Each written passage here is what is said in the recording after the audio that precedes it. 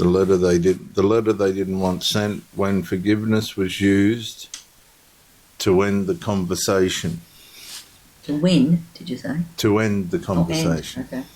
Have you ever been told you just need to forgive long before anyone accepted responsibility? And at first it sounds compassionate, almost spiritual. But after hearing it enough times, you begin noticing something unsettling. No one's asking whether anything has been changed. They only want the conversation to stop. Forgiveness restores relationships only when truth has somewhere to stand. Healthy forgiveness never asks truth to disappear. It allows truth to become foundation upon which restoration can begin. Dysfunctional systems often reverse that order. Forgiveness becomes the destination before accountability has ever even started. The injured person's quietly encouraged to release the past.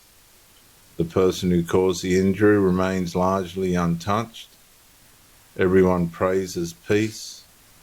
Almost no one examines justice, and gradually the pressure shifts, not toward repairing trust, toward removing discomfort.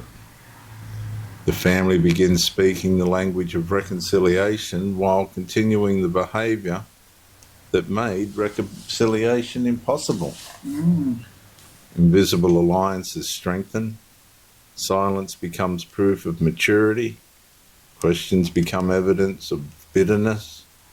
And memory becomes something that others politely suggest should be forgotten. Yet the body remembers. The nervous system remembers. Relationships remember. Trust remembers. What people call moving on often becomes another form of emotional abandonment. The deeper issue is rarely forgiveness itself. It's whether repentance, humility, honesty, and changed behaviour are allowed into the same room. Without those, forgiveness becomes an emotional shortcut that produces the structure while leaving the wound untreated.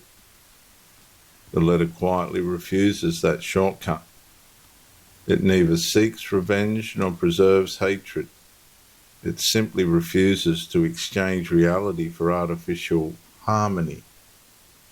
Because peace built upon denial cannot remain peaceful forever.